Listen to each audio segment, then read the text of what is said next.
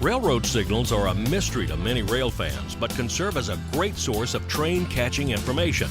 Now I've compiled years of researching, learning, and using the signals on CSX's Seaboard system into a fun and easy-to-understand DVD. In How to Read CSX Signals, we cover what railroad signals indicate, what the color combinations mean, and how to use them for rail fanning. From why is there more than one signal on a mast to what do the white lights mean? We help answer your questions about railroad signals, including what they're telling train crews and you.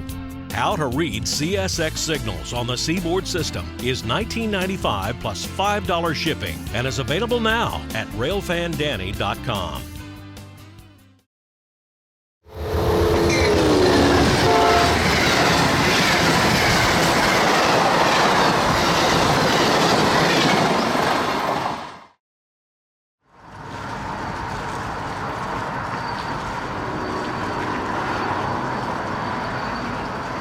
The view out of Jacksonville's downtown Crown Plaza Hotel was so nice, I wanted to just stay in and have breakfast in my room.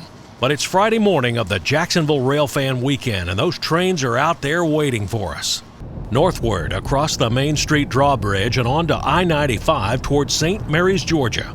Just across the Florida-Georgia line lies St. Mary's and the St. Mary's Railroad, running from the Atlantic coast to a connection with the Seaboard main line at Kingsland, Georgia. The line was built to serve the tiny port community of St. Mary's, but later it was improved to serve the Gilman paper mill. That's now gone. But it still has customers, and today members of the Atlantic Coast Line and Seaboard Airline Railroads Historical Society are invited to ride along on a switching job.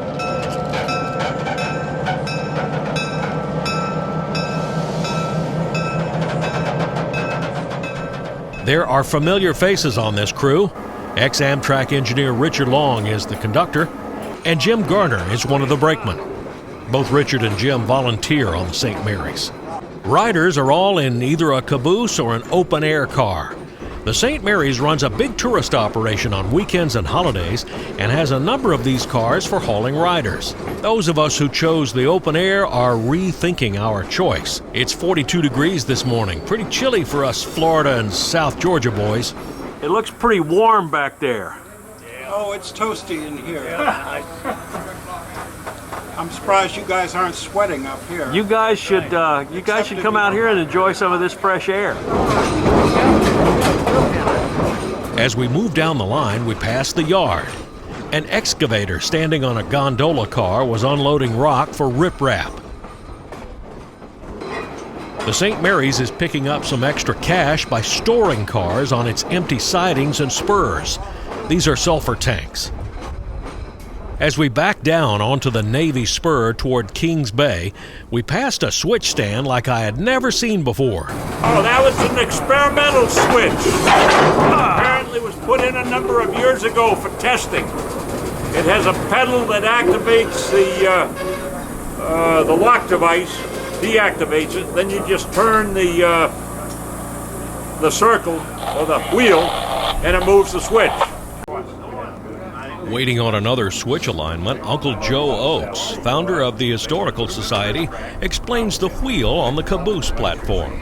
I'm driving, but the problem is we're not going anywhere. Another pickup on another siding. The northward spur is blocked by that switcher.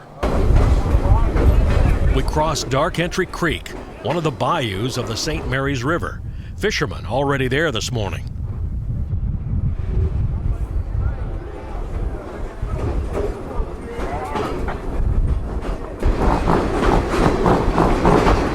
More sulfur tanks in storage. I had no idea the St. Mary's had so many sidings. After the switch, we continue our trip eastward, paralleling Georgia State Road 40. This is the I-95 side of Kingsland, basically a giant exit with the usual chain hotels and restaurants. I can't speak for all of us, but for this rail fan, riding behind a real freight train is a real thrill. I think I can. Into Old Kingsland, crossing US 17. and turning north onto the S line.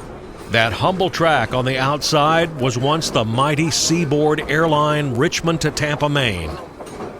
It hosted more than a dozen daily freights and almost that many passenger trains, including the Orange Blossom Special, Silver Meteor, and Silver Star.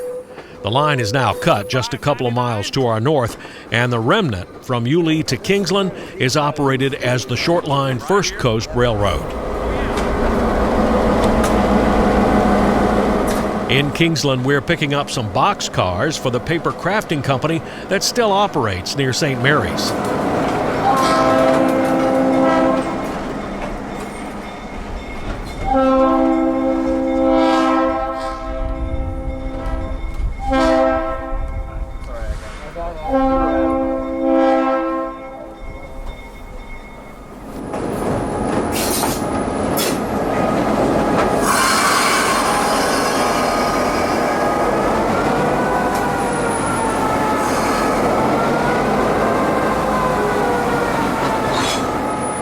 I'm invited to ride the locomotive on the trip back, and I'm not going to pass that up. 870 off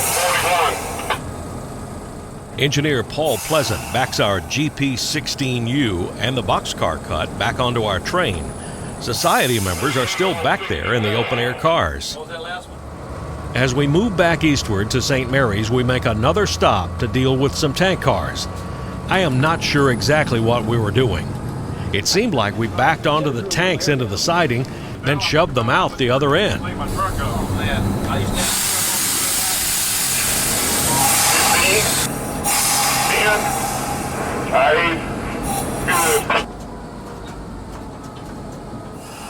We arrived back at the depot just after 3 p.m.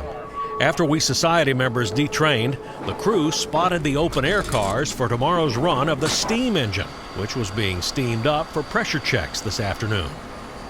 We thank the employees and volunteers of the St. Mary's Railroad for this great Railfan trip. For me, being on the St. Mary's Railroad was an unforgettable day. In Part 2, we're Railfanning Jacksonville on the Jacksonville Railfan Weekend. In St. Mary's, Georgia, this is Danny Harmon, out.